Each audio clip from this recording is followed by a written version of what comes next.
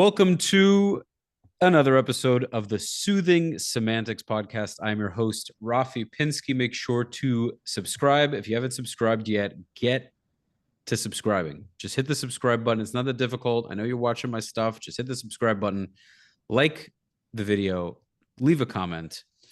And of course, for all of your real estate needs in South Florida, make sure to give me a ring, shoot me a text, send me a DM, sign up to my weekly newsletter. I would be really, really happy to help you. Luxury. For all of you rich people, you got a $7 million house, $10 million house. We can make sure your property is sold. If you are looking to buy such a property, we will make sure to find the right property for you.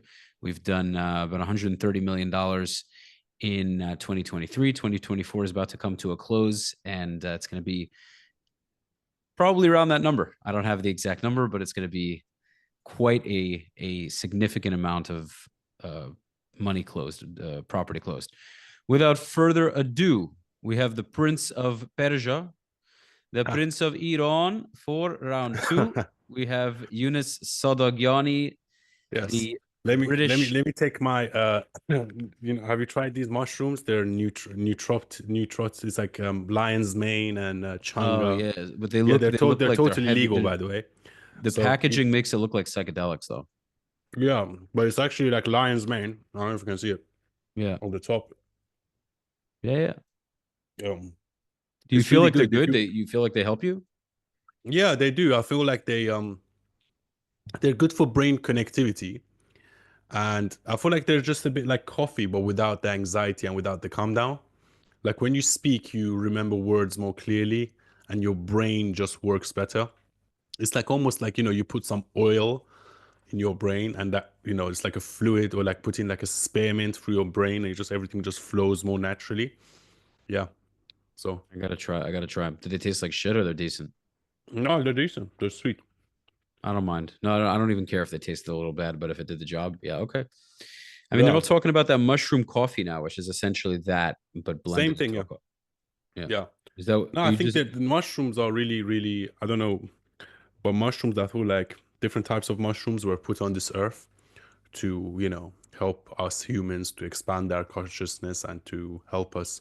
I feel like this is what people used to take before they discovered coffee, actually. Right. Makes sense. Yeah. Okay, so Younes, we got a lot of stuff going on in the crazy world we live in, and the new talk of the town now, Israel and every country around it has been the most discussed topic for the last year. Now Syria is becoming the new topic of conversation. Yeah. Just real quick, I want to introduce you because I meant to do it right in the beginning. Younes Sadaghiani works with Reasoned UK. They cover geopolitics, all kinds of political discussion. Younes has his own YouTube channel, Younes Rocks. You can also find him on Instagram at Younes Rocks. That's YOUNES Rocks. I know that you said you have one channel that has like two S's or something, but either way, you'll do. Yeah, just put my if you put my handle in the title, then people are gonna click on it. Yes. So his face has been on a considerable amount of different channels. He's really growing, and a lot of people know about this fine gentleman, and he's getting himself out there. Make sure to check it out. Check out his stuff. And without further ado, you are Syria, Aleppo.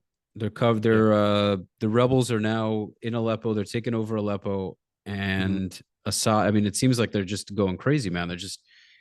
They're going in, they're taking over territory. What do you know about that? So basically, Syria is falling apart, and this is yet another example of how the Biden administration has been such a failure. Because what's happening right now, I feel like we're sleepwalking into World War III.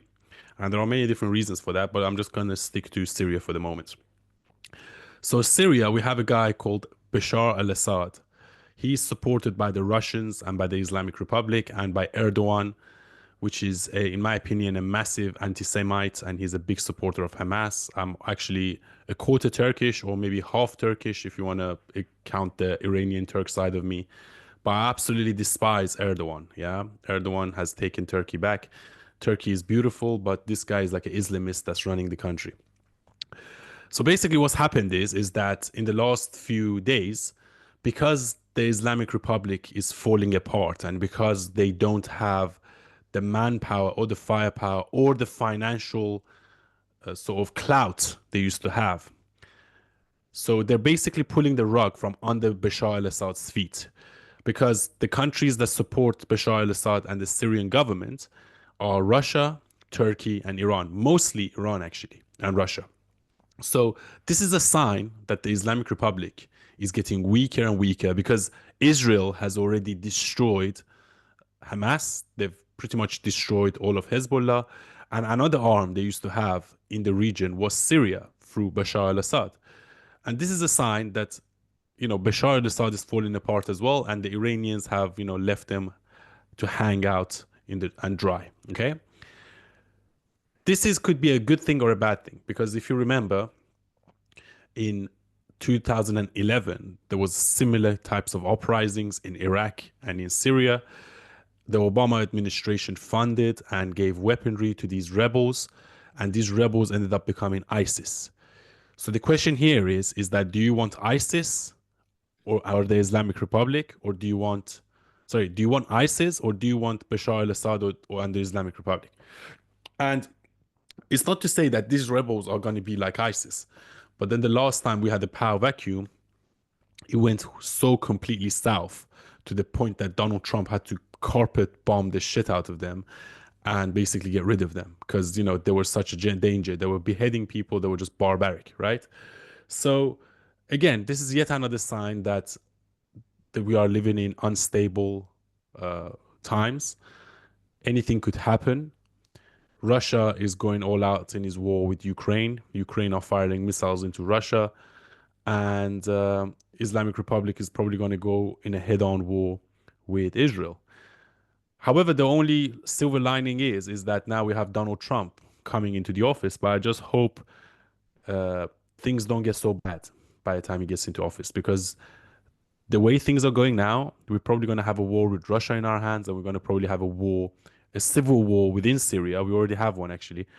And we might have, Israel and Iran going on to a head-to-head war. Now, another point I'm going to make, there's something called the axis of evil. The axis of evil is basically Russia, Islamic Republic, China, and probably North Korea. This is the sign that the axis of evil is getting weaker. Now, I don't want to go to war with Russia, because Russia is a nuclear state and they have a massive military. However, they're not as powerful as people think. However, I still think it's better for us to make a deal with Putin rather than going. I still think they have a lot of power left. I mean, they have nuclear weapons at the end of the day, but how much weaker do you think they are after Ukraine? Well, by the looks of it, quite a lot weaker. I mean, Ukraine is not winning this war. Let's just put it out there. Ukraine is not winning this war, but the Russians said they're going to get Kiev within 3 days. It's been 3 years now, and they still haven't got Kiev. They've got 25% of eastern Ukraine.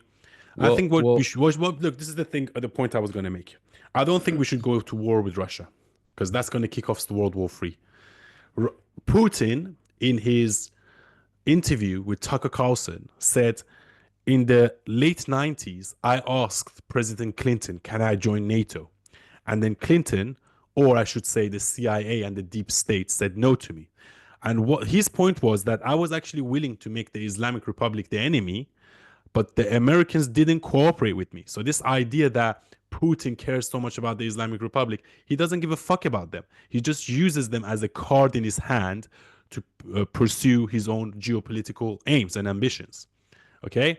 So if we can make a deal with Russia, quiet down the war in Ukraine, give him the 25% of the land he's taken, and be like, okay, you can't come any more further after this red line, then we get him to support us in the war against Iran. How likely that is, I don't know, because we already pushed them into the hands of China and Iran. China is not a military expansionist country.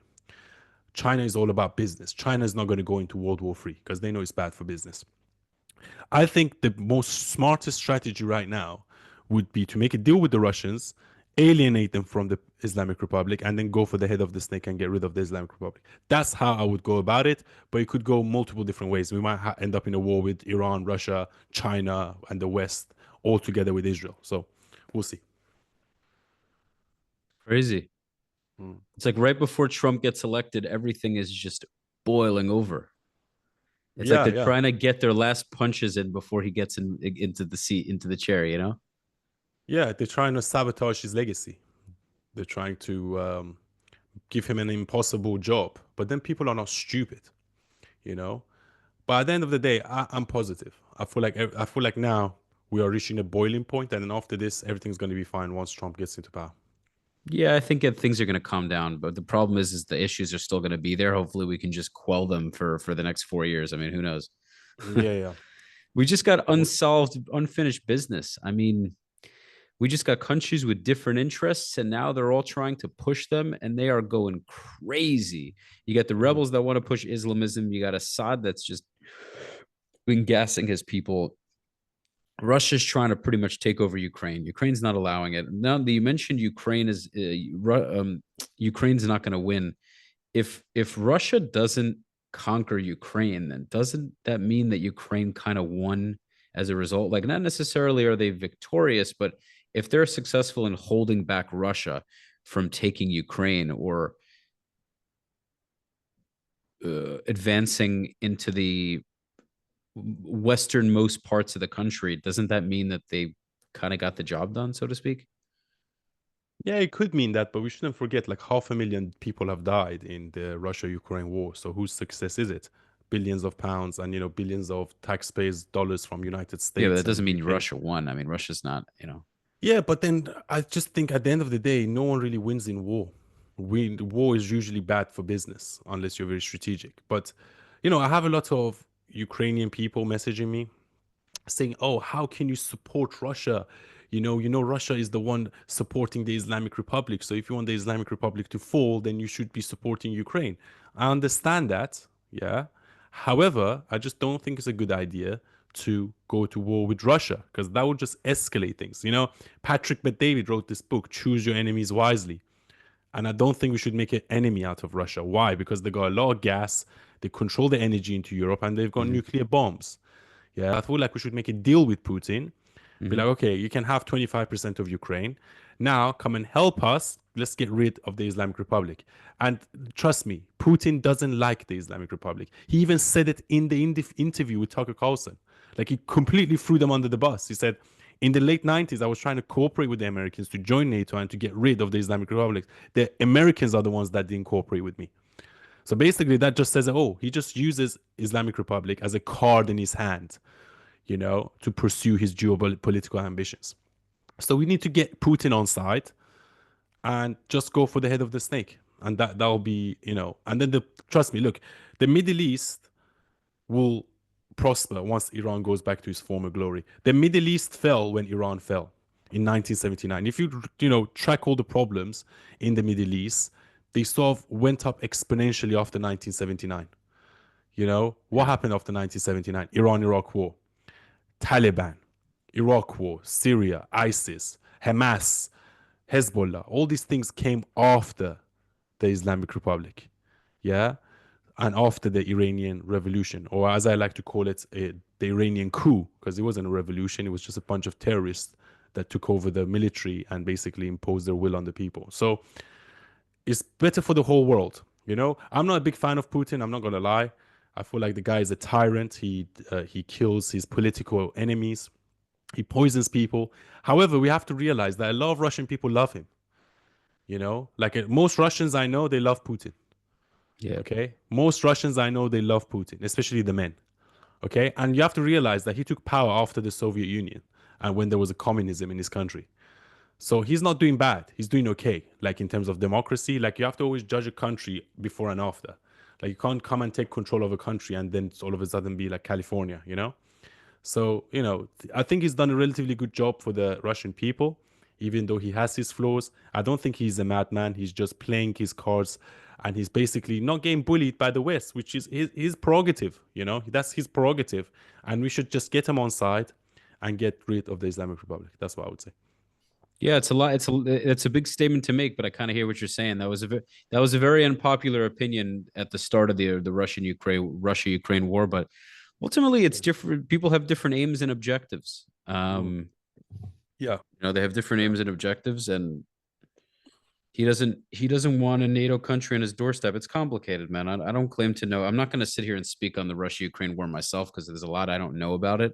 I kind of stick Mm. more to the Israel Palestine conversation. No, I'm happy to. I like you to talk about it because I'm learning as well. Yeah. Um, but in terms of like taking sides, I mean, yeah, it's a complicated conversation because a lot of Americans. I think I got like an eyelash in my eye, so just Mm. pardon that. But anyway, the Americans, for example, are very upset that Zelensky keeps asking for money, but then Mm. America's giving Israel money too, which is funny because I don't want America, the whole money thing as far as Israel goes. Israel should be self sufficient at this point. They need to manufacture their own weapons, but the United States wants that reliance to an extent, not to an extent, to a large degree. They want they, Yeah. they want Israel to be dependent. That's an issue. Yeah. So But then the thing is, I feel like all these problems actually stem from the United States and Western Europe because, they overthrew a democratically elected government in Ukraine back in 2014 because the guy was pro-Russian. They installed a pro-European puppet, and then that's what triggered Putin to go into Crimea. They done the same in my country in 1979. How do you think these mullahs came into power? They overthrew the Shah because he yep, was getting too popular, too powerful, oil money, progressive, and then they were like, oh, he's getting too popular. Let's get rid of him. And then look at the consequences that had. So I feel like, look, the future world order has to be the ones that, look, we get rid of these terrorists. We try to bring democracy, but homegrown democracy. So the Iranians choose their own path, so do the Russians, and we stay the hell out of their business. hundred We don't percent. try to topple governments. We don't try to, you know, and also look, the thing is, America is crumbling. You know, your infrastructure is crumbling. The airports are crumbling. There's so many homeless people, and then you give billions and billions of people, like pounds or dollars, sorry, to Ukraine. And okay, Israel is a different story because they need kind of your support, but you spend trillions in Afghanistan and Iraq, and you have a homeless problem, and there's like people, most Americans are broke. Let's keep it real. Yeah. Most, like 90% of Americans are living paycheck to paycheck, and you're Mhm. supposed to be the richest country in the world. Like, what the fuck, you know? It's also a consumer country. That's a big Yeah. issue. It's the way the country. It's the culture of the country largely. Mm. The Yeah. country itself is very wealthy, but people kind of just spend ridiculous amounts of money. It's a hustle culture economy. It's different. Yeah. I It's not think like I in think you need to do Spain. better though. Like, honestly, I feel like the amount of money that America spent on foreign wars, if they spent that in their own country, it would have been so much better. Right, right, right. Yeah, there's a lot of silliness that goes on because the Yeah. people at the top, and all these weapons industries, Lockheed Martin. I mean, they make money when there's war, so they want war. They Yeah. want perpetual war. They make billions and billions of dollars. Yeah. True. So,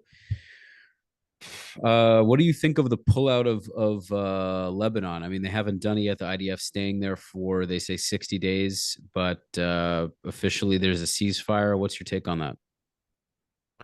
Well, mixed feelings, I guess, because I feel like the Biden administration kind of forced Israel to sign that peace treaty. I don't think the job was 100% finished yet. However, it was 95% finished. And maybe that's why the rebels rose in Syria. And now the Islamic Republic find themselves in a very peculiar position in which they've lost Hezbollah, they've lost Hamas, and now they're also like they have their own economic problems, and they know when Trump comes into power, they're going to get even more broke. So they can't be supporting all these people because like Islamic Republic was supporting like basically running Iraq, running Syria, running Hezbollah, and running Hamas all at the same time, And now like three of their main things has gone. So now this is how I see it. This is the beginning of the end. I know I said that like a few months ago, but this is the beginning of the end for the Islamic Republic because their main tentacles are cut off. They're losing a third one, and it's only a matter of time before Trump comes into power and gives Netanyahu the weaponry to go and strike the nuclear facilities and kill a few of the heads of state. And combined with the strong opposition and internal uprising, Iran's going to be free in the next 2 to 4 years. That's my prediction. In the next 2 to 4 years, Islamic Republic of Iran will collapse, hopefully. I hope so, and hopefully, whoever they choose will be good, and nobody's like you said going to meddle in their affairs and let the country be free.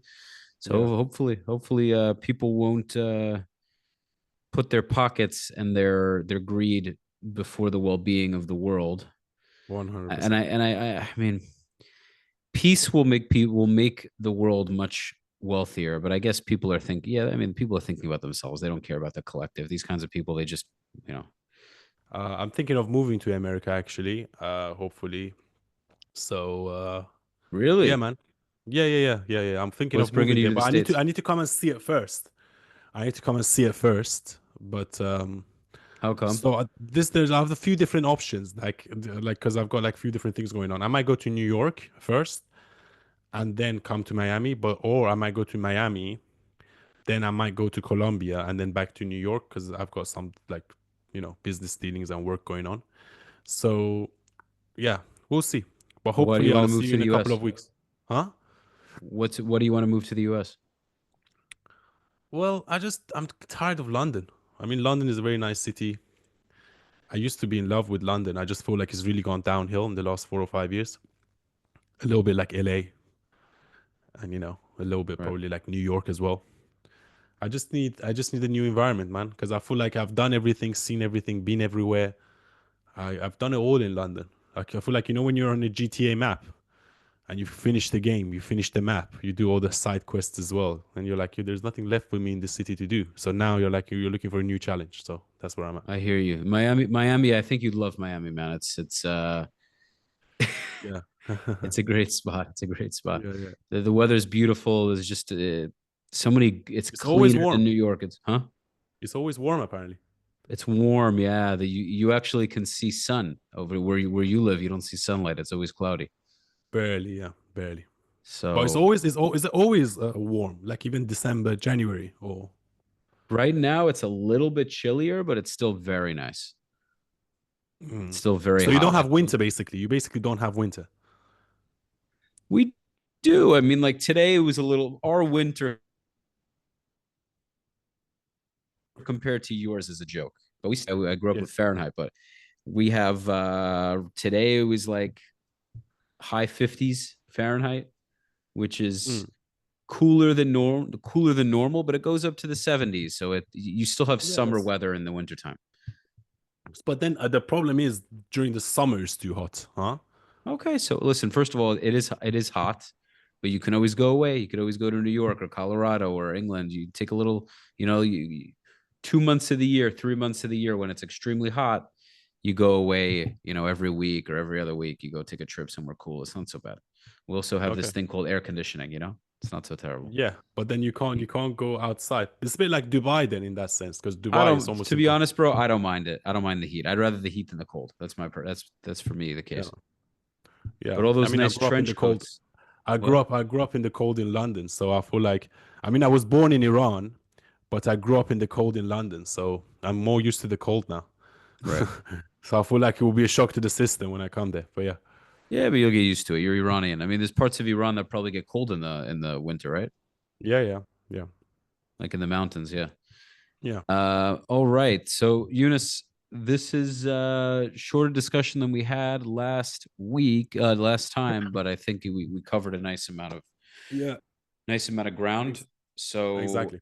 I appreciate the time. If there is anything else you want to add, dude, there's no rush. More than happy to keep talking. If you have No, anything, no, it's fine. Follow me on Instagram, guys. Follow me on Instagram, on TikTok, on YouTube, X. I'm sure he's gonna put all the links in the description. So yes, yeah, absolutely. Ladies and gents, make sure to follow Eunice on all the social media accounts. Of course, real estate. Get in contact with me. Would love to help you. And that's it at episode 196 of the Soothing Semantics podcast. We are 4 away from episode 200. Pretty crazy that that number is just around the corner. Pretty proud of myself to say the least. And Mhm. that is it. Thanks, guys, for watching. And I will see you on the next episode.